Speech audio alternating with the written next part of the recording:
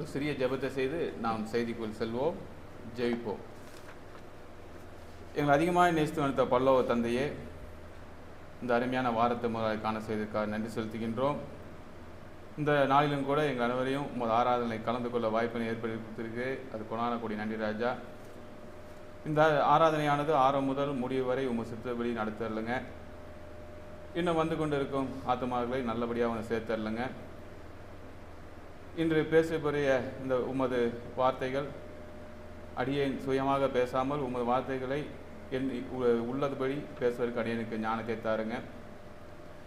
இந்த செய்தியானது எங்கள் ஆன்மீக வாழ்க்கைக்கு, ஆவிக்குரிய வாழ்க்கைக்கு பிரயோஜனமான வகையிலே உதவித்தக்க, அதை நாங்கள் கடைபிடிக்க எங்களுக்கு ஞானத்தையும் பலத்தையும் கொடுத்து வழிநடத்தல்லுங்க. எல்லாம் உமது கரத்தில் ஒப்படைக்கின்றோம். காத்துக்கொள்ளும் வழிநடத்தும் இவையாட்டானவராக இயேசு கிறிஸ்து மூலமாக ஜெயிக்கிறோம் நல்ல பிதாவே.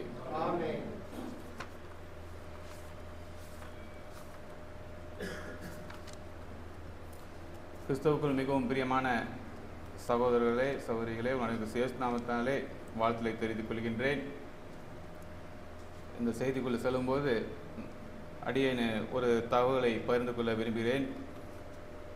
கடந்த ஒரு மாதத்துக்கு முன்பு நான் என்னோடய நிர்வாகம் பார்த்திங்கன்னா மெயின் ரோட்டில் தான் இருக்குது. பெரியநாயக் பாலத்துக்கு முன்னாடி அடிக்கடி கண்ணு முன்னாடி ஆக்சிடென்ட் நடக்கிறத பார்த்துக்கிட்டே இருக்கேன்.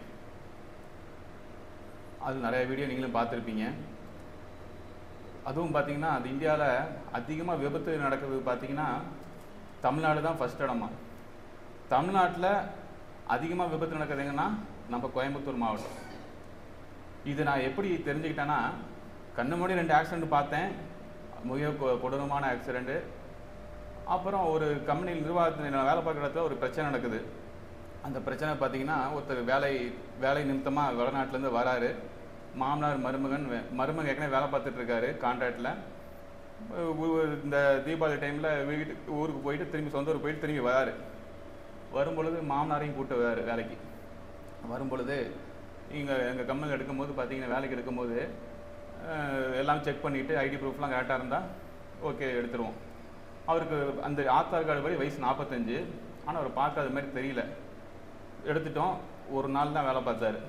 அடுத்த நாள் அவர் பக்கத்தில் கம்பெனி பக்கத்தில் ஹாஸ்டலில் தங்கியிருக்காரு. காலைல எந்திரிச்சு சமைச்சிட்டு 6:30 மணிக்கு எந்திரிச்சு சமைச்சிட்டு பல்லு விளக்கும் போது ஃபிக்ஸ் வருது. ஃபிக்ஸு வந்தது இல்லாமல் கூட இருந்தவங்களாம் பயந்துட்டாங்க. அப்புறம் இதுமாதிரி தகவல் தெரிஞ்சு கம்பெனியில் இருக்கிற செக்யூரிட்டி என்ன பண்ணுறாங்க, பக்கத்தில் உள்ள ப்ரைவேட் ஹாஸ்பிட்டலில் போய் ஃபஸ்ட் எய்டுக்கு கூப்பிட்டு போகிறாங்க. போனால் அவர் அங்கே பிரெயின் டெட் ஆகிடுது. கோமா ஸ்டேஜுக்கு போயிடுறாரு. ஒரு நாள் தான் கம்பெனியில் வேலை பார்த்தாரு. கம்பெனி கேம்பஸில் தங்கியிருக்காருன்னு சொல்லிட்டு அவருக்கு போய் ஃபஸ்ட் எய்டு கொடுக்க போனதுக்கு அவர் பார்த்திங்கன்னா கோமா ஸ்டேஜ் வரைக்கும் போயிட்டார்.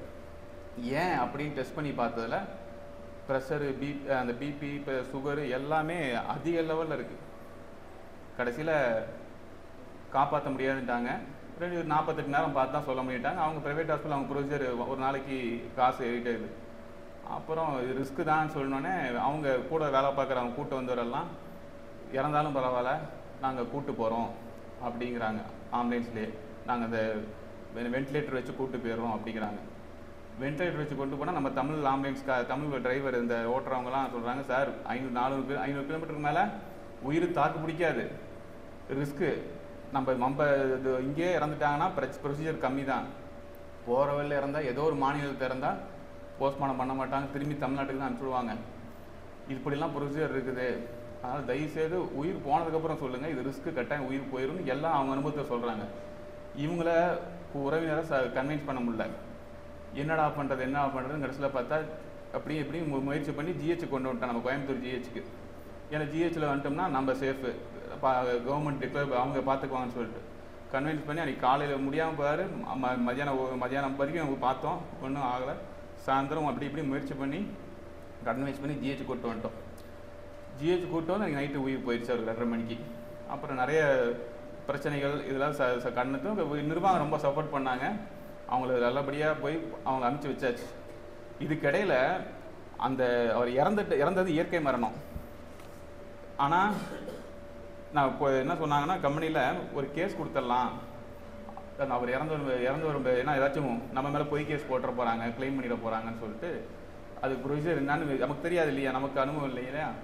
ப்ரொசீஜர் என்னான்னு சொல்லிட்டு அங்கே பெரியநாயக்கபாளையம் சரி இந்த ஜிஹெச்சில் உள்ள ஒரு போலீஸ் ஸ்டேஷன் எப்படியுமே இருக்கும். அப்போது அங்கே போய் கேட்கும்போது அவங்களுக்கு ரெக்கார்டே ஆகலை. அவர் இறந்துட்டார், நைட் 2:30 மணிக்கு இறந்துட்டார். அங்கே வந்து ரெக்கார்டே ஆகலை.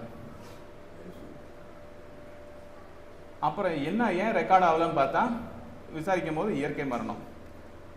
அப்புறம் அவர் சொல்கிறார், அந்த உள்ளே உட்காந்துருக்க ஃபுல் டைம் உட்காந்துருக்காங்களே எஸ்ஐ, அவங்க சொல்கிறாங்க, இங்கே வந்து ஆக்சிடெண்ட் ஆனாலோ சூசைடோ மேர்டரு இது மாதிரி கேஸ் மட்டும் அட்மிட் ஆகணும். அவர் வந்து இறந்து 2:30 மணி, முந்தா நாள் சாயந்தரத்துலேருந்து அடுத்த நாள் காலைல 12 மணி வரைக்கும் தேடுறார் ரெஜிஸ்டரை. எத்தனை இறப்பு பதிவாயிருக்கு தெரியுங்களா? கோயம்புத்தூர் மாவட்டத்தில் மட்டும் 40லேருந்து 50 கேஸ் ஒரு நாளைக்கு.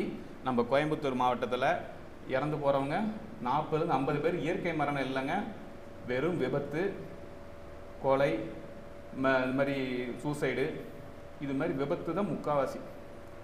ஏன் நான் இதை வந்து உங்களுக்கு சொல்கிறேன்னா, நாம் வசிக்கிற கோயம்புத்தூர் மாவட்டத்தில் நீங்கள் எல்லாருமே வந்து டெய்லி வேலைக்கு போகிறவங்க இருக்கீங்க, ஸ்கூலுக்கு போகிறவங்க இருக்கீங்க, படிக்கிறதுக்கு வேலை நிறுத்தமாக வெளி உலக நம்ம வீட்டிலவே இருக்க முடியாது. எல்லாருமே நம்ம வெளியே போய் தான் ஆகணும். நம்மளோட வேலை உலக வாழ்க்கை நம்ம அப்படி இருக்குது. அப்போது நம்ம வாகனத்தில் செல்லும் பொழுது ரொம்ப கவனமாக இருக்கணும். நம்ம என்ன தான் கவனமாக ஸ்லோவாக இருந்தாலும் பிரச்சனை நம்மளை தேடி வரும். அதனால் ஒவ்வொரு நாளும் ஜபத்தில் வைங்க. நம்மளோட உயிர் நாளைக்கு நல்லா இன்னும் பேசலாம், நாளைக்கு இல்லாமல் போகலாம்.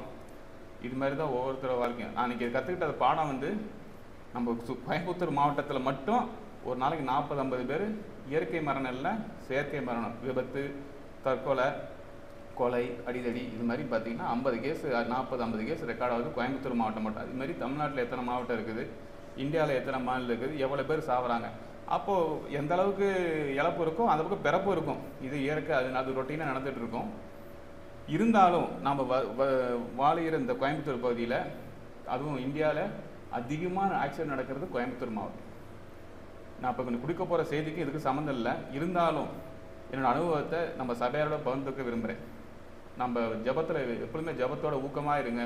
காலைல நீங்கள் வேலைக்கு கிளம்பும்போது, பள்ளிக்கூடம் செல்லும் பொழுது, கல்லூரிக்கு செல்லும் பொழுதோ ஜபத்தை செய்து விட்டு கிளம்புங்க. அந்த நாள் முடிஞ்சு வீட்டுக்கு வந்ததுக்கப்புறம் ஜெபிங்க. அந்த நாள் நல்லபடியாக முடிஞ்சு ஜெபிங்க. குடும்ப ஜபம் பண்ணுங்கள். சமாதானமாக இருங்க. நம்ம வாழ்கிற நாட்கள் நம்ம வந்து நினச்சிட்டு இருக்கலாம், இத்தனை வருஷம் இருப்போம், நம்ம பிளான் பண்ணுவோம். ஆமாம், யாருக்கு வேணால் எப்போ வேணால் மரணம் வரலாம். அது இயற்கை மரணமாக வரலாம், செயற்கை மரணமாக வரலாம். அதனால் தயவுசெய்து ஒரு வாகனத்துக்கு செல்லும்போது கவனமாக செல்லுங்கள். நாம் ரொம்ப கவனமாக பொறுமையானாலும் விபத்து நடக்குது. சரி, நம்ம செய்திக்குள்ளே செல்வோம். இன்றைக்கு எடுத்துக்கிட்டு இருக்க இன்றைக்கி நம்ம தியானிக்க இருக்கிற செய்தியானது இச்சையடக்கம். இச்சையடக்கம் அப்படின்னா செல்ஃப் கண்ட்ரோல் அப்படிங்கிறது அர்த்தம். சுய ஒழுக்கம். ஒரு கிறிஸ்தவ வாழ்க்கையிலே நம்ம கிறிஸ்டியன் சபையில் இருக்கிற நாம இச்சையடக்கம் என்பது எவ்வளோ முக்கியத்துவம் என்பதை நம்ம இன்னைக்கு தியானிக்க இருக்கிறோம். வாசித்த கேட்டீங்க, 1 கொரிந்தியர் 9:24-25 வாசி கேட்டீங்க இல்லையா? அதில் 25 வாசிங்க. போராடுகிற யாவரும் எல்லாவற்றிலேயும் இச்சையடக்கமாய் இருப்பார்கள். அவர்கள் அழிவுள்ள கிரீடத்தை பெரும்படிக்க அப்படி செய்கிறார்கள். நாமோ அழிவில்லாத கிரீடத்தை பெரும்படிக்க அப்படி செய்கிறோம். பந்தயத்துக்கு போட யாவரும் எல்லா வீட்டிலும் இச்சையடக்கமாக இருப்பார்கள். ஒருத்தவங்க வந்து அத்லெட்டிக் பிளேயராக இருக்காங்க அப்படின்னா சும்மா நம்ம குவாலிஃபை ஆகிட முடியாது. நிறைய மெடிக்கல் டெஸ்ட்லாம் எடுத்து அவருக்கு வந்து எல்லா அந்த பரிசோதனையெல்லாம் குவாலிஃபை ஆனால் தான் அவர் வந்து அந்த ரேஸ்லேயே கலந்துக்க முடியும். அப்படி நம்ம அந்த ஒரு பந்தயத்தை, அது மாதிரி உலக வாழ்க்கை இப்படி இருக்குது. ஆவிக்குரிய வாழ்க்கையில் அவருக்கு அழிவுள்ள கிரியை பெறும்படி அப்படி செய்கின்றார்கள். அதாவது அவங்களோட ஜெயிச்சான்னா ஒரு மெடல் கிடைக்கும், நம்ம நாட்டுக்கு பெருமை சேர்க்குறாங்க, அது ஒரு நல்ல விஷயம். ஆனால் நாமோ அழிவில்லா கிரீடத்தை பெறும்படிக்கு அப்படி செய்கிறோம். நாம் இந்த பந்தயத்தில், நாம் ஆவிக்குரிய வாழ்க்கை பந்தயத்தில் நம்ம ஜெயிக்கணும்னா நாம் இச்சையடக்கம் எவ்வளோ முக்கியத்துவங்கிறத பார்க்க போகிறோம். ஒரு கிறிஸ்தவனுக்கு இந்த இச்சையடக்கம் ரொம்ப அவசியமானது. இந்த கேரக்டர், இந்த குணம், இது இந்த விஷயம் வந்து ரொம்ப முக்கியமானது. இந்த இச்சை அடக்கம் என்பது என்னங்க? தன்னோட மூளை சம்மந்தப்பட்டது, தன்னோட மைண்டு சம்மந்தப்பட்டது. மைண்டு மட்டும் இல்லை, தன்னோட சரீரம் எப்படி என்ன யோசிக்கிறோமோ அதுபடி தான் நம்ம செயல்பட போகிறோம். அப்போது நம்மளோட சிந்தனை எப்படி இருக்கணும் அப்படிங்கிறத பார்க்க போகிறோம். அந்த சிந்தனை மூலமாக நம்ம பண்ணுற செயலை எப்படி இருக்கணும்னு நம்ம பார்க்க போகிறோம்.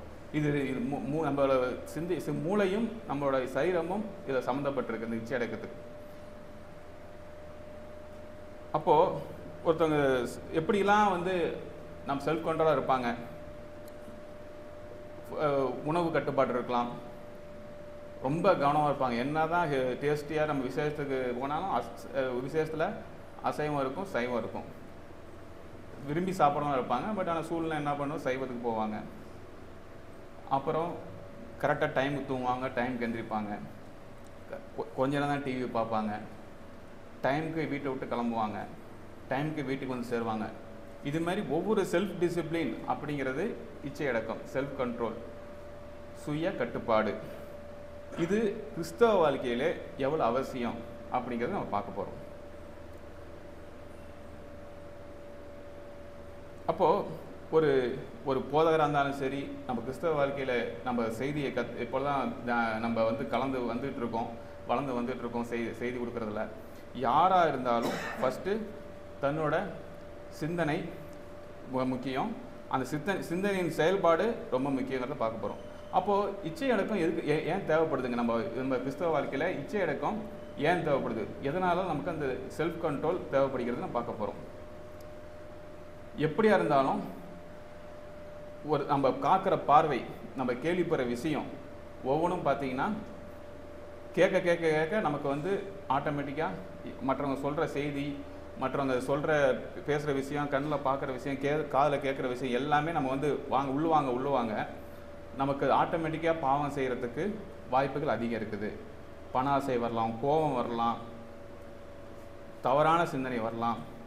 இது மாதிரி நிறைய பழக்கங்கள் நம்மளை அறியாமல், நம்ம பார்க்குற விஷயங்களையும் கேட்குற விஷயங்கள் நம்மளை அறியாமல் வரும். இது இயற்கை. அப்போது அந்த மாதிரி சூழ்நிலையிலேருந்து வெளியே வரணும். அப்படிங்கப்போ இந்த இச்சை அடக்கம் தேவைப்படுது. ஏன் நம்மளால் கண்ட்ரோல் பண்ண முடியல? வாசிப்போம். நீதிமொழிகள் 23ஆம் அதிகாரம். நீதிமொழிகள் 23ஆம் அதிகாரம் 5வது வசனத்தை வாசிங்க. இல்லாமற் போகும் பொருள்கள் மேல் உன் கண்களை பறக்க விடுவானே, அது கழுகை போல சிறகுகளை தனக்கு உண்டு பண்ணிக்கொண்டு ஆகாய மார்க்கமாய் பறந்து போகும். இல்லாமல் போகும் பொருள் மேல் உன் கண்களை பறக்க விடுவானேன். இந்த உலகத்தில் எதுவுமே நமக்கு நிரந்தரம் இல்லை. எல்லாருமே வந்து என்ன பண்ணுவாங்க, மனசை வந்து பறக்க விடுறது, அலைப்பாய விடுறதுன்னு பாங்க இல்லையா? ஏன் டிஸ்டர்ப் ஆகுதுன்னா, நம்ம இன்னும் 5 வருஷம் வாழ போகிற மாதிரி இங்கே இந்த ஏரியா இடத்த வாங்கி போடுவோம், இங்கே இந்த இடத்துல இதை வீடை கட்டுவோம், இங்கே கொஞ்சம் 2 இடத்த வாங்கி ஜுவல்ஸை வாங்கி போடுவோம். ஏதாச்சும் இன்வெஸ்ட்மெண்ட் பற்றியே யோசிச்சுட்டு இருக்கிறது, ஃப்யூச்சரை பற்றி யோசித்து இங்கே இடத்த வாங்கி போடலாம், இங்கே இதை கட்டுவோம், இங்கே பிஸ்னஸ் ஆரம்பித்தா எல்லாருக்கும் கையில் பைசா இருக்குது, ஏதாவது பிஸ்னஸில் இன்வெஸ்ட் பண்ணி வைப்போமே அப்படின்னு சொல்லிட்டு இந்த வசனத்தின்படி பாருங்கள். இல்லாமல் போகும் பொருள் மேல் உன் கண்களை பறக்க. நம்ம இறந்த பிறகு இதை நம்ம கொண்டு போகிறோமா? இல்லை. அடுத்தது பாருங்க. அது கழுகை போல் சிறகுகளை தனக்கு உண்டு பண்ணி கொண்டு ஆகாய மார்க்கமாய் பறந்து போகும்.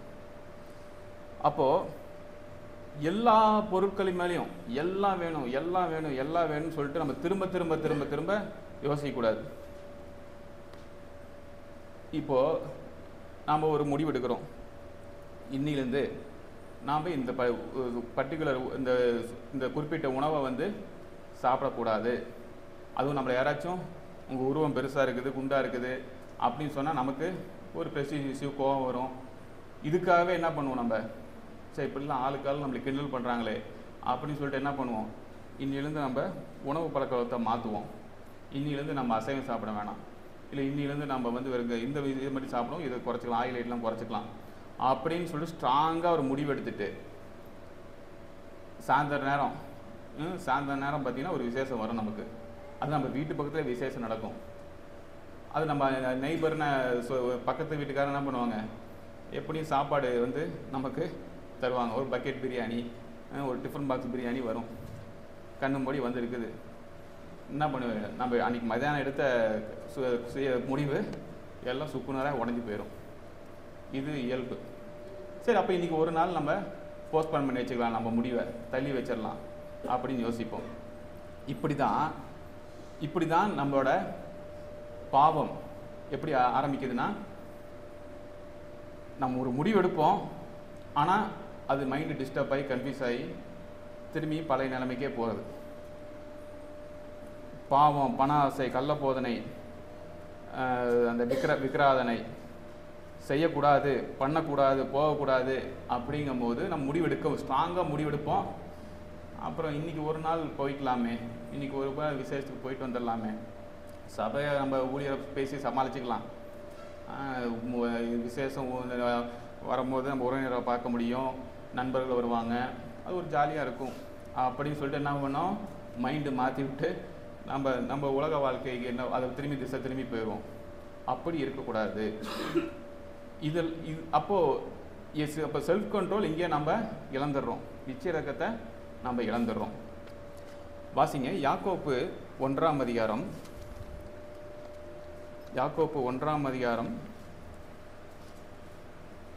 14-15. அவனவன் தன் சுய இச்சையினாலே இழுக்கப்பட்டு சிக்குண்டு சோதிக்கப்படுகிறான். பின்பு இச்சையானது கர்ப்பம் தரித்து பாவத்தை பிறப்பிக்கும். பாவம் பூர்ணமாகும் போது மரணத்தை பிறப்பிக்கும். அவனவன் தன் சுய இச்சையினாலே இழுக்கப்பட்டு, சுய இச்சையினாலே, அப்போ நாம் செய்கிற பாவத்துக்கு யார் ரெஸ்பான்சிபிளுங்க? நாம் தான். நாம் பண்ணுற தவறுக்கு நாம் தான் ரெஸ்பான்சிபிள். அதை விட்டுட்டு குழந்தைங்களுக்கெல்லாம் ஒரு பழக்கம் இருக்கும், இப்போ சண்டை போட்டுக்குவாங்க. சண்டை போட்டுன்னு அந்த பஞ்சாயத்து பேரண்ட்ஸ்கிட்ட வரும், ஸ்கூல்லையோ டியூஷன் இடத்துலையோ பக்கத்து வீட்டுக்காரண்டோ அவங்கவுங்க பேரண்ட்ஸ்கிட்ட வரும். அப்போ குழந்தைங்க சண்டை போட்டு என்ன சொல்லுவாங்க, அப்செட் பண்ணிக்குவாங்களா, இவன் தான் ஃபஸ்ட்டு என்னை அடித்தான், இவன் தான் என்னை கிள்ளான் அப்படின்னு சொல்லிட்டு ஒருத்தருக்கு மாற்றி ப்ளேம் பண்ணிக்குவாங்க, குறை சொல்லிக்குவாங்க. அதுபோல் நம்ம தவறை ஒத்துக்காமல் இவரால் தான் நான் இப்படி ஆனேன், இவரால் தான் இப்படி செஞ்சேன் அப்படின்னு நம்ம சொல்லக்கூடாது. நமக்கு சுய புத்தி இறைவன் நம்ம படைச்சிருக்காரு. அப்போது நமக்கு அந்த செல்ஃப் கண்ட்ரோல் இல்லாத நேரத்தில் தான் அந்த தவறை நம்ம செய்கிறோம். சிம்பிளாக இவங்க தான் என்னை தூண்டி விட்டாங்க, இவங்க தான் என்னை வந்து இப்படி சொல்லிட்டாங்க, குறை இப்படி பண்ணிட்டாங்க, அப்படி பண்ணிட்டாங்கன்னு சொல்லிட்டு நம்மளோட தவறை வந்து தயவுசெய்து வந்து மற்றவங்க நம்ம பண்ணுற செயலுக்கு நம்ம தான் பதில் சொல்லி ஆகணும். நம்மளை பெற்றவங்களோ, நம்ம கூட பிறந்தவங்களோ, நம்ம ஊழியரோ இது மாதிரி எதுவும் கிடையாது. அவன் பண்ணுற தப்புக்கு அவங்க தான் பதில் சொல்லி ஆகணும். ஊழியர் இன்னைக்கு சபைக்கு போனால் கேட்பாரு, அதுக்காக சபைக்கு போவோம் அப்படின்னு வரக்கூடாது. நம்ம வந்து உணர்ந்து இதான் உண்மையான சபை அப்படின்னு கிறிஸ்துவை பற்றி அறிந்து நாம் இங்கே வந்து ஒப்பு கொடுத்து வந்திருக்கோம். அவர் சகோதரர் அப்படிங்கிறப்போ அந்த உரிமையில கேட்பார், அவருக்காக வரக்கூடாது. நம்மளோட சுய சரீர ஆவிக்கிற வாழ்க்கை நம்ம வளர்வதற்கு நாம் தொடர்ந்து வர வேண்டும். அப்போது அவங்களோட என்ன சொல்கிறது, அவங்களோட தவறுக்கு அவங்கவுங்க தான் ரெஸ்பான்சிபிள். இதுபோல் ஆதாம் அந்த வந்து ஆப்பிளை சாப்பிட்றாரு. சாப்பிடும்போது ஆதாம கேட்குறாரு, ஏன் நீ வந்து சாப்பிட்டேன்னு கேட்கும்போது என்ன சொல்கிறாங்க, ஏவாள் கொடுத்தாங்க நான் சாப்பிட்டேங்கிறாரு. ஏன் ஏவாள் உன் கை காலை கட்டியாக போட்டிருந்தாங்க, உனக்கு சுயமாக இல்லையா, இந்த பழத்தாரும் இந்த தோட்டத்தை நீ எல்லாத்தையும் அனுபவிச்சுக்கோ அப்படிங்கிற போது ஏவாள் கொடுத்தாங்க நான் சாப்பிட்டேன் அப்படின்னு சொல்கிறப்போ ஏவாள் உன் கை காலை கட்டி போட்டிருந்தாங்களா? சரி, ஏவாளை போய் கேட்குறாரு, நீ ஏமா சாப்பிட்டேன் அப்படின்னு. அந்த வலு சர்ப்பமானது என்னை சொன்னனால நான் ஏமாந்து சாப்பிட்டேன். வலு சர்ப்பம் நான் ஃபோர்ஸ் பண்ணிச்சா, அவனைய ஊட்டி விட்டுச்சா? இல்லை. அப்போது அந்த ஆதாமேவல் காலத்துலேருந்தே சுய கட்டுப்பாடு மிஸ் ஆகுது. அப்போது எங்கேருந்து ஆரம்பிக்குதுங்க? நம்மக்கிட்ட இருந்து தான் ஆரம்பிக்குது. நாம் சிந்திக்கணும். ஒவ்வொரு செயலும் செய்யும் பொழுது, ஒரு வார்த்தை பேசும் பொழுது, ஒரு செயல் செய்யும் பொழுது நம்ம ஒரு செயல்படுத்தும் பொழுது ஒவ்வொரு காரியத்திலும் நம்ம செல்ஃப் கண்ட்ரோல் ரொம்ப முக்கியம். இச்சை அடக்கம், சுய கட்டுப்பாடு ரொம்ப முக்கியம். இது முழுக்க முழுக்க அவர்கள் கையில் தான் இருக்குது. அந்த வசனத்தில் அடுத்தது பாருங்கள், எத்தனாவது வசனம்? 14 வாஸ்தவம் இல்லைங்களா? அவன் தன் சுய இச்சையினாலே இழுக்கப்பட்டு சிக்குண்டு. இப்போது அந்த சிக்குண்டுங்கிற வார்த்தை பார்த்திங்கன்னா வலையில் மாட்டிக்கிறாரு, ட்ராப் மாட்டிக்கிறாரு. என்ன ட்ராப்பில் மாட்டிக்கிறாரு? ஏன்? அவரோட தவறு பண்ணுறாரு, அதை ஒத்துக்க முடியல, அது வந்து மீண்டு வர முடியல, வெளியே வர முடியல, மாட்டிக்கிறாரு. அடுத்தது பின்பு இச்சையானது அடுத்தது சிக்குண்டதுக்கப்புறம் சோதிக்கப்படுகின்றான். பாவம் செய்ய ஆமாம், பாவத்தில் மாட்டிக்கிறான். அடுத்ததுல பின்பு இச்சையானது கர்ப்பம் தரித்து பாவத்தை பிறப்பிக்கும், பாவம் பூரணமாகும் போது மரணத்தை பிறப்பிக்கும். எனவே ஆவிக்குரிய மரணம் வரும், தேவனை விட்டு பிரிந்து போகும்பொழுது. அப்போ நம்மளோட சுய கட்டுப்பாடு எவ்வளோ முக்கியம்ன்றது பாருங்க. ஒரு தப்பான உபதேசத்துலையும் பணத்தையே எண்ணிக்கொண்டு இருப்பது, ஃபியூச்சர் எதிர்காலத்தை எண்ணி கவலைப்படாதீங்க. இயேசு கிறிஸ்துவுக்கே ஒரு சோதனை வந்துச்சு. அவர் என்ன சொல்கிறது, இந்த அவன் சொல்கிறான், பிசாசு சோதிக்கிறான், என் காலில் விழு, உனக்கு இந்த உலகத்தையே உனக்கு நான் தரேன் அப்படிங்கிறான். அதுக்கு ஒரே வார்த்தை சொல்கிறார், அப்பால போ சாத்தானே அப்படிங்கிறார். அப்போது இயேசு கிறிஸ்துவும் பாருங்கள் அந்த நேரத்தில் அவர் தடுமாறாமல் கரெக்டான முடிவெடுக்கிறார். அப்போது இந்த இச்சை அடக்கம் என்பது சிறுவர் முதற்கொண்டு பெரியவர் வரை இது எல்லாத்துக்குமே வந்து பொருந்தும். பாவம் நிறைய இருக்குது, அதில் நம்ம விழுந்து போகக்கூடாது அப்படிங்கிறத நம்ம திரும்ப திரும்ப சொல்கிறோம். இவ்வளோ நேரம் நம்ம பார்த்தது இச்சை அடக்கம் ஏன் தேவை அப்படிங்கிறத பார்த்தோம். அப்புறம் இச்சை அடக்கம் எப்படி நம்ம வந்து அந்த கேரக்டரை எப்படி நம்ம வளர்த்துக்கிறது, எப்படி ஃபாலோ பண்ணுறது அப்படிங்கிறத பார்க்க போகிறோம். எப்படிங்க ஃபாலோ பண்ணலாம் அப்படின்னு பார்க்கும்போது, தேவனுடைய வார்த்தை கண்டு அந்த தேவனுடைய வார்த்தையை நாம் ஃபாலோ பண்ணும். புதிய ஏற்பாட்டுக்கு நம்ம வந்து புதிய ஏற்பாட்டு சட்டத்தை ஃபாலோ பண்ணுறோம். அப்போது வசனத்தை நம்ம திரும்ப திரும்ப திரும்ப மனசுக்குள்ளே நம்ம வந்து உள்வாங்கி அதை செயல்படுத்துகிறோம். வாசிங்க சங்கீதம் 119, சங்கீதம் 119 11வது வசனம்.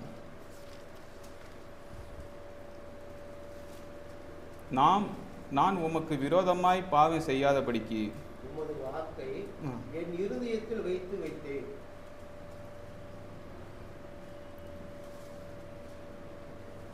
அப்போ நான் உனக்கு விரோதமாய் பாவம் செய்ய உமது வார்த்தை என் இதயத்தில் வைத்து வைத்தேன். அப்போ என்னங்க, வேத வார்த்தைகளை திரும்ப திரும்ப தியானிக்கணும், கவனம் நம்ம வேத வார்த்தைகளை தியானித்து அதை உள்வாங்கி அதன்படி செயல்படுவதற்கு நாம் வேத வார்த்தைகளை திரும்ப திரும்ப தியானிக்கணும். எனவே ஒரு கிறிஸ்துவன் வசனத்தை நன்றாக இருதயத்தில் வைக்க வேண்டும். அப்போ யார் வேணாலும் நம்ம கீழே விழுவலாம். வசனத்தை ஃபாலோ பண்ணோம்னா அதுலேருந்து மீண்டு வருவதற்கு அதிக வாய்ப்பு உள்ளது. அப்போது மைண்டு கண்ட்ரோல் இழக்காமல் நம்ம இந்த வசனத்தை ஃபாலோ பண்ணும்போது நம்ம வந்து நம்ம நிச்சயடக்கத்தை ஃபாலோ பண்ணலாம். எபேசியர் 6:13 வாசிங்க.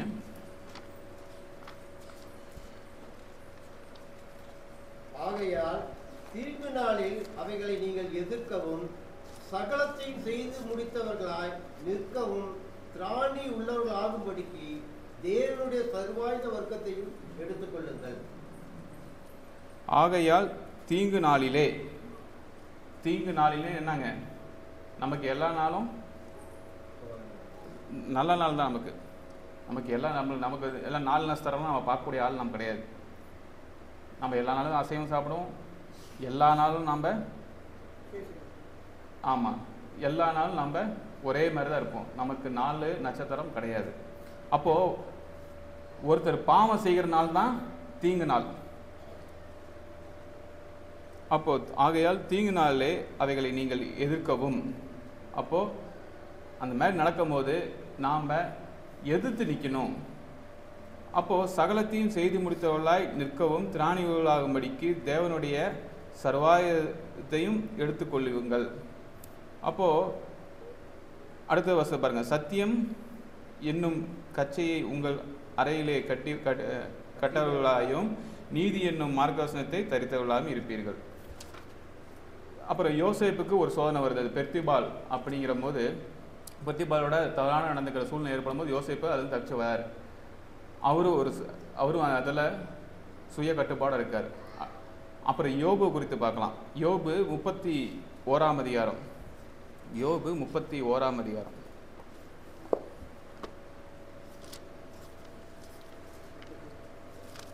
யோபு 31:1.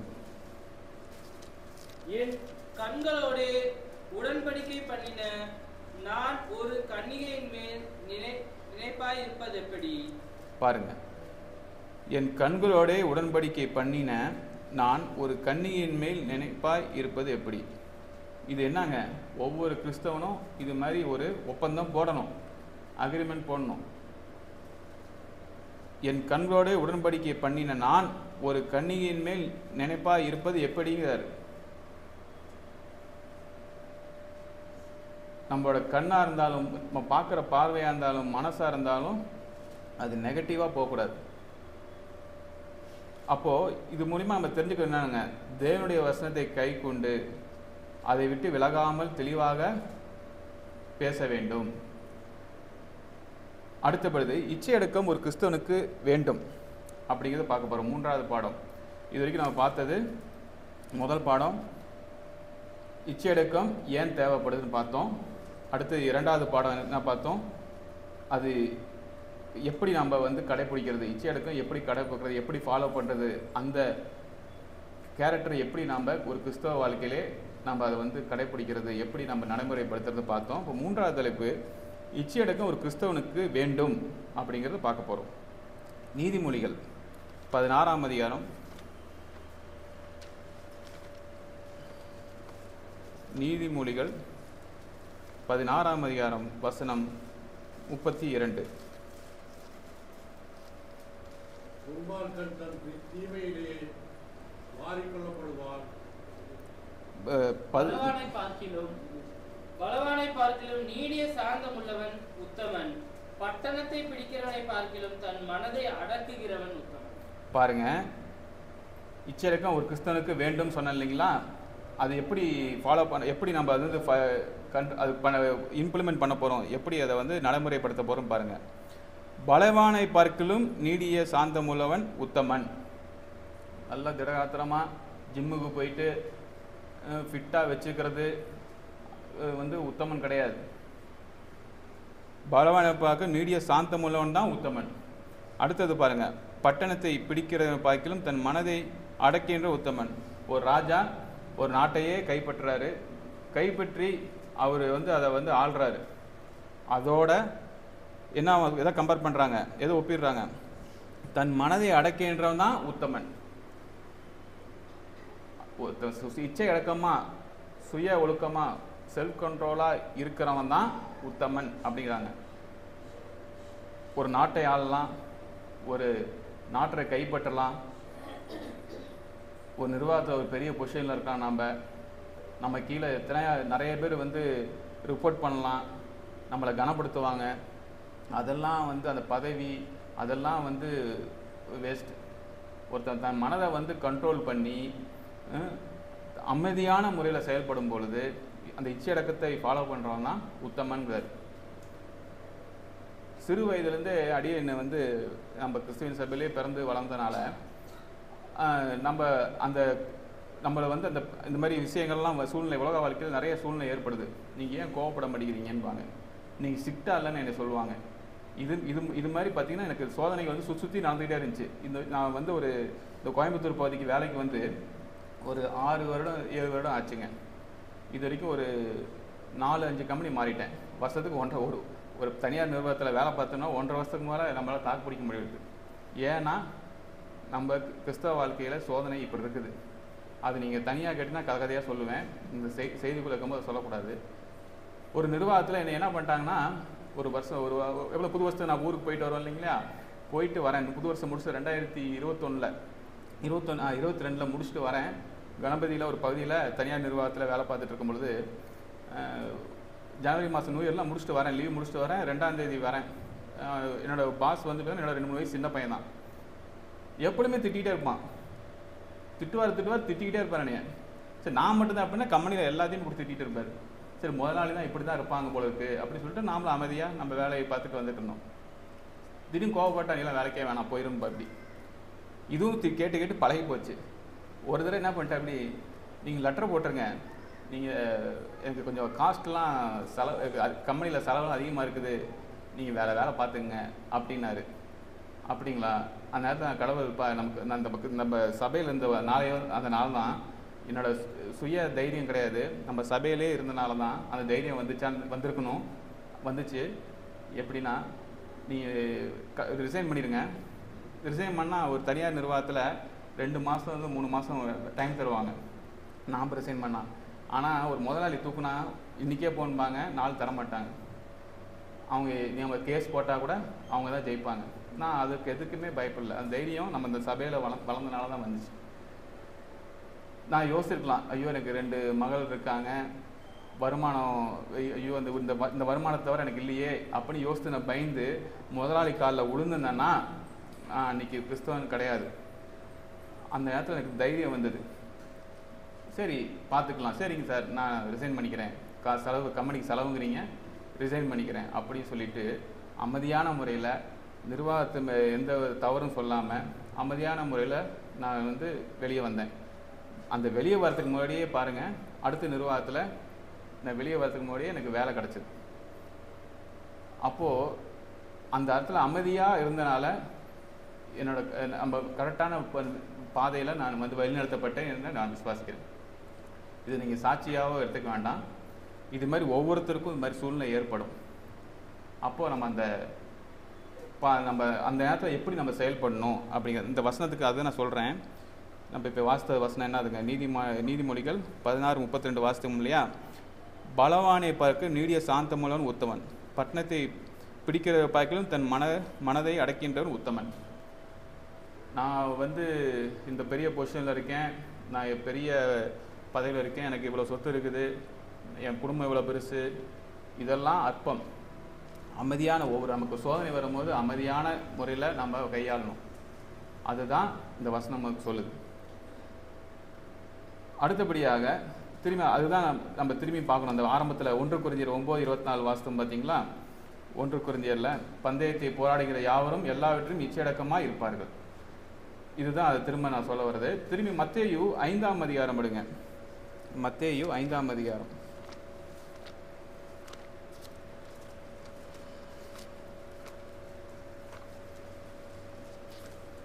மத்தேயு 5:29-30 வாசிங்க. உன் வலது கண் உனக்கு இடரல் உண்டாக்கினால் அதை பிடுங்கி எரிந்து போடு. உன் சரீரம் முழுவதும் நரகத்தில் தள்ளப்படுவதை பார்க்கிறோம்.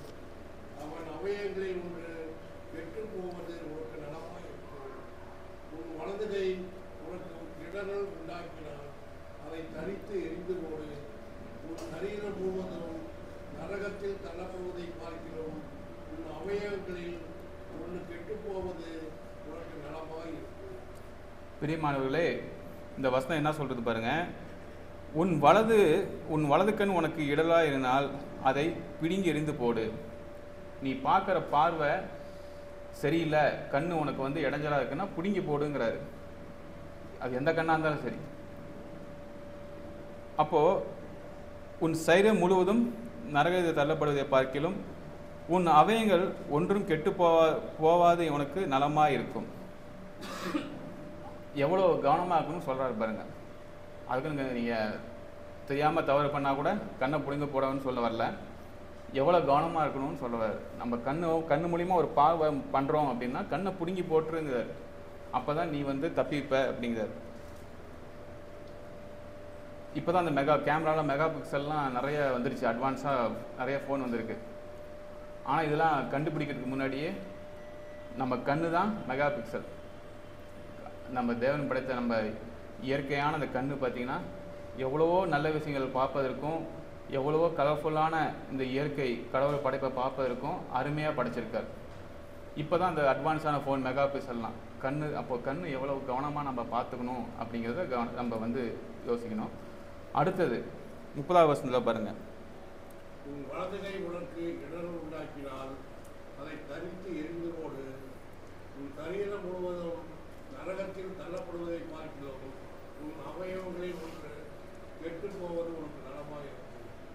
அப்போது ஒரு இச்சையடக்கம், செல்ஃப் கண்ட்ரோல், சுய கட்டுப்பாடு என்பது ஞாயிற்றுக்கிழமை நம்ம கட்டாயம் வாரத்துக்கு முதல் நாள் ஞாயிற்றுக்கிழமை சபைக்கு செல்லணும், அதுவும் டைமுக்கு கரெக்டாக செல்லணும் அப்படிங்கிறது இது ஒரு இச்சையடக்கம், சுய கட்டுப்பாடு.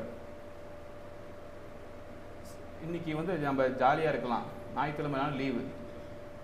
அதனால் ஞாயிற்றுக்கிழமை வாரத்தில் ஒரு நாள் லீவு, வாரம் பூரா கஷ்டப்படுறோம், வேலைக்கு போகிறோம், எதுக்கு சபைக்கு போயிட்டு அட போங்க அப்படிங்கிறது இல்லாமல் டைமுக்கு வரணும்.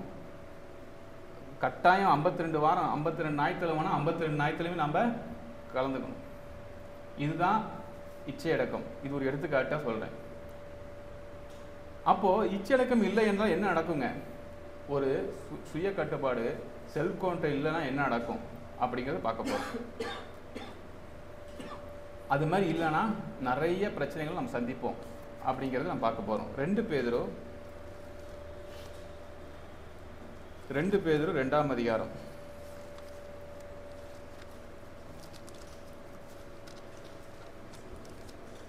2ஆம் அதிகாரம் 13வது வசனம். இவர்கள் ஒரு நாள் வாழ்வை இன்பம் என்றெண்ணி கரைகளும் கட்சிகளுமாய் இருந்தது உங்களோட விருந்து உண்கையில் தங்கள் வஞ்சனைகளால் உல்லாசமாய் வாழ்கிறார்கள். இவர்கள் ஒரு நாள் வாழ்வை இன்பம் என்றெண்ணி, அந்த ஒரு நாள் பார்த்தீங்கன்னா தப்பு பண்ண நம்ம உலக வாழ்க்கையை பார்ப்போம், நம்ம சந்தோஷமாக இருப்போம் அப்படின்னு எண்ணி தவறு பண்ண ஆரம்பிக்கிறாங்க. ஆனால் ஞாயிற்றுக்கிழமை சபைக்கு போனால் என்ன, போகாட்டி என்னங்க, யாருங்கன்னு கேட்க போகிறா? நம்ம ஊழியர் தானேங்க. ஃபோன் பண்ணி விசாரிப்பார், அவருக்கு தகுந்தாலும் பதில் சொல்லிவிட்டு பேசாமல் நம்ம வேலையை பார்ப்போம். அப்படி இருக்காதீங்க தயவு செய்து. இவர்கள் ஒரு நாள் வாழ்வை இன்பம் என்று எண்ணி கரைகளும் இலட்சியங்களுமாயிருந்து உங்களோட விருந்துண்கையில் தங்கள் வஞ்சனைகளை உல்லாசமாய் வாழ்கின்றார்கள். எவ்வளோ மோசமாக வாழ்கிறாங்கிறது பாருங்கள். அவங்க பாட்டுக்கு இஷ்டத்துக்கு சௌகரியத்துக்கு வாழ்கிறாங்களாம்மா. இப்படி நம்ம சபைக்கு செல்லும்போது, பேருக்கு சபைக்கு செல்வது, பேருக்கு பைபிள் வாசிக்கிறது, ஒரு பேரு கிறிஸ்தவராக இருந்தோம்னா நம்ம பக்கத்து வீட்டுக்காரன் நம்ம வந்து ஏளனமாக தான் அவளை பார்ப்பான். அப்போது நம்ம சபைக்கு போகிறவங்க எவ்வளோ கவனமாக இருக்கணுங்க. ஒரு கணவன் மனைவி வீட்டில் சண்டை போட, அது டிஸ்கஸ் பண்ணலாம், வாக்குவாதம் பண்ணலாம், ஆனால் அது ஒரு 4 செவத்துக்குள்ளே இருக்கணும். பக்கத்து வீட்டுக்கு கேட்குற மாதிரி கத்தி சண்டை போட்டோம்னா நம்ம சபைக்கு போகிறது, நம்ம சபை பேரை கெடுக்கிறது, நம்ம கிறிஸ்தவ வாழ்க்கை வந்து அந்த இடத்துல வந்து பேர் கெட்டு போயிடும். பிரச்சனை இல்லாத மனிதன் கிடையாது, ஆனால் உட்காந்து ஒவ்வொரு விஷயம் பேசணும்னா சரியாயிடும். அதே மாதிரி சபைக்கு செல்றவங்க இருப்போம், வாரம் சபைக்கு செல்றவங்க இருப்போம், கடமைக்கு போகக்கூடாது. சபைக்கும் போயிட்டு நான் வந்து சபை முடிஞ்சு நேராக வீட்டில் போய் கறி எடுத்து போய் சாப்பிட்டு செஞ்சுட்டு நான் போயிட்டு வந்தேன்னு சொல்லிட்டு நேரம் 12 மணிக்கு பச்சை கடை போர்டு போட்ட கடையை போய் ட்ரிங்க்ஸ் அடிச்சுட்டு நேராக வண்டியை போய் அங்கே அடிச்சுட்டு தண்ணியை போட்டு அதுக்கப்புறம் நேராக வீட்டுக்கு போனால் என்ன பிரயோஜனம்? சபைக்கு வரதுல என்ன பிரயோஜனம்னு கேட்குறேன் நான். அப்படி இருக்காதீங்க தயவுசெய்து, அப்படி இருந்துக்காதீங்க. இருந்தீங்கன்னா தயவுசெய்து விடுங்க. இது வந்து நம்மளை ஏமாத்திக்கிறது இல்லை, பக்கத்தில் அக்கம் பக்கம் எல்லாருமே அவளை பார்க்குறாங்க. நம்ம வீட்டில் நடக்கிற பிரச்சனையாகட்டும், நம்ம செய்கிற செயல், தண்ணி அடிச்சுட்டு வீட்டில் நிம்மதி இல்லாமல் இது. அப்போ நம்ம கிறிஸ்துவின் சபைக்கு செல்வது, வாரம் சபைக்கு செல்வது எந்த விதத்தில் பிரயோஜனமாக இருக்கும்? எப்படி நம்ம வந்து நம்ம வந்து கனப்படுத்துறது? தயவுசெய்து செஞ்சீங்க. அதுலேயே 17வது வசனம் வாசிங்க. இவர்கள் தண்ணீர் இல்லாத கிணறுகளும் குழல் காட்டினால் அடியுண்டோடுகிற மேகங்களுமாய் இருக்கிறார்கள்.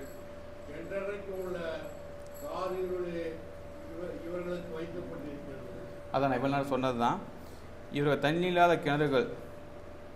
வாரம் சபைக்கு போவாங்க, ராபோஜன் எடுத்துக்குவாங்க, சோத்திரம் சொல்லுவாங்க, எல்லாமே சிரிச்ச முதல்ல பேசுவாங்க. ஆனால் இந்த சபையை விட்டு வெளியே போனதுக்கப்புறம் பார்த்தீங்கன்னா அவன் குடும்பத்தாருக்கு மட்டும் தான் தெரியும் அவர் என்ன கிறிஸ்தவராக இருக்கார், கிறிஸ்தவ வாழ்க்கையில் எடுத்துக்காட்டாக இருக்காரா அப்படிங்கிறது குடும்ப உறுப்பினர்களுக்கு தான் தெரியும். ஒன்றுமே இருக்காது, வெறும் கிணறு மாதிரி தான் இருக்கும். அதுக்கு வாரம் சபைக்கு வந்து போகிறது பிரயோஜனம் இல்லை. அடுத்தது பாருங்கள், சுழல் காட்டில் அழியுண்டோடுங்கிற வேகமாக இருக்கிறது. திடீர்னு பார்த்தா மழை பெய்யும் மாதிரி காற்றடிக்கும், வேகமாக காற்றடிக்கும், இருட்டும். நம்ம போய் வெளியே துணி காய போட்டிருப்போம், ஐயோ மழை வரப்போகுது அப்படின்னு சொல்லிட்டு அவசரமாக போய் காயப்பட்ட துணியெல்லாம் எடுத்து வருவோம். கடைசியில் பார்த்தா அடிக்கிற காற்றுக்கு மேகம் அப்படியே அந்த கார் மேகம் அப்படியே கலைஞ்சு போயிடும், மழை வராது. அது மாதிரி இருக்காதீங்க. என்றைக்கும் காரில் இவர்களுக்கு வைக்கப்பட்டிருக்கிறது. அப்போது என்னைக்கு இருந்தாலும் இவங்களுக்கு ஞாயிற்றுப்பு நாளில் அந்த என்ன சொல்கிறது தீர்ப்பு உண்டு அவங்களுக்கு. அப்போ அவங்க நரகத்துக்கு தான் போவாங்க, இந்த மாதிரி செல்ஃப் கண்ட்ரோல் இல்லைனா அப்படிங்கிறது. பல பேர் செல்ஃப் கண்ட்ரோல், சுய இச்சை அடக்கத்தை ஃபாலோ பண்ணி வாழ்ந்திருக்காங்க. யோபு ஆகட்டும், தாவீது ஆகட்டும். தாவீது நிறைய மனைவிகளை திருமணம் பண்ணாலும் அவருக்கு ஒரு மகன் வந்து அந்த பேர் நோட் பண்ணல, ஒருத்தர் அடித்த இறந்தார். அப்புறம் வந்து திரும்பியும் வந்து மனம் திரும்பியும் ஒரு வாய்ப்பு வந்தது. அப்போது நமக்கு வந்து ஒரு வாய்ப்பு வரும், நம்ம பாவத்திலேருந்து வெளியே வருவதற்கு வாய்ப்பு வரும், ரெக்கவர் ஆகி வெளியே வரும். ஆனால் 90% அது சான்ஸ் கம்மி தான். நமக்கு வாய்ப்பு வரும் பாவத்திலேருந்து வெளியே வருவதற்கு. அப்போ முழுமையாக பழசை எண்ணாமல் நம்ம இது வரைக்கும் நம்ம வெளி உலக வாழ்க்கையில் ஒரு உருவ வழிபாடு வணங்கியிருக்கலாம், தண்ணி அடிக்கிறவங்களாக இருந்திருக்கலாம், டெய்லி ஸ்மோக் பண்ணுறதா இருக்கலாம். எல்லாத்தையும் நம்ம ஞானஸ்தான பிறகு விட்டுறணும். அதன் பிறகும் நம்ம வந்து அதை ஃபாலோ பண்ணோம்னா அது பிரயோஜனமற்ற வாழ்க்கை. அப்போ ஃபாலோ பண்ணோம்னா திரும்ப பல பிரச்சனைகள் நம்ம சந்திக்க நேரிடும். இறுதியாக நீதிமொழிகள் 5ஆம் அதிகாரம் 5ஆம் அதிகாரம் எடுங்க. நீதிமொழிகள் 5ஆம் அதிகாரம் 11வது வசனம். முடிவிலே உன் மாம்சமும் உன் சரீரமும் உருவழியும் போது நீ துக்கித்து. முடிவிலே உன் மாம்சமும் உன் சரீரமும் உருவழியும் போது நீ துக்கித்து. ஐயோ போதகத்தை நான் வெறுத்தேனே, கடிந்து கொள்ளுதலை என் மனம் அலட்சியம் பண்ணுதே அப்படின்னு வருத்தப்படுவீங்க. நம்ம ஊழியர் கோபப்படுறாரு, நம்ம ஊழியர் ஏதாவது குறை சொல்கிறாரு அப்படின்னு நினைக்காதீங்க.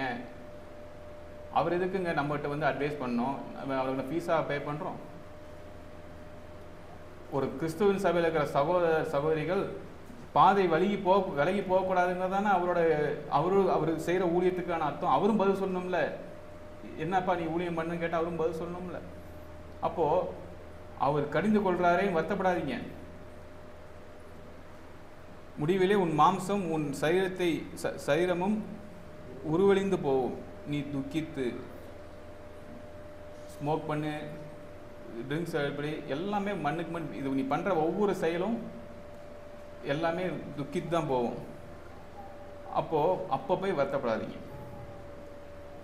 எனவே பிரியமானவர்களே, இவ்வளோ நேரம் இச்சை அடக்கம் அப்படிங்கிற தலைவர் வந்து நம்ம தியானித்தோம். அப்போது ஒரு கிறிஸ்தவ வாழ்க்கையிலே நாம் சபைக்கு வருகின்ற நாம் இச்சை அடக்கம் எவ்வளோ முக்கியத்துவம் அப்படிங்கிறத பார்த்துருப்பீங்க. புதிய ஏற்பாட்டிலே நிறைய எடுத்துக்காட்டு பார்க்கும்பொழுது நம்ம இந்த கிறிஸ்தவ வாழ்க்கையில் எவ்வளோ இச்சை அடக்கத்தை, செல்ஃப் கண்ட்ரோல், சுய ஒழுக்கம் எவ்வளோ முக்கியங்கிறத பார்த்தோம். ஒரு ரட்சிப்புக்கு நம்ம ஒரு ஞாயிற்றுப்பு நாள் நிற்கும் போது இது ஒரு பகுதி, இது ஒரு பாட்டு. இச்சை அடக்கங்கிறது ஒரு பாட்டு. இதை நம்ம கட்டாயம் அனைவரும் கடைபிடிக்க வேண்டும். இது இல்லை அப்படின்னா நாம் ஞாயிற்றுப்பு நாளில் நம்ம வந்து எங்கே போவோங்கிறது நீங்கள் முடிவு பண்ணிக்கணும். இவ்வளவு நேரம் அமைதியாக கேட்ட சபையார் உங்கள் யாவருக்கும் நன்றியை தெரிவித்துக் கொள்கின்றேன்.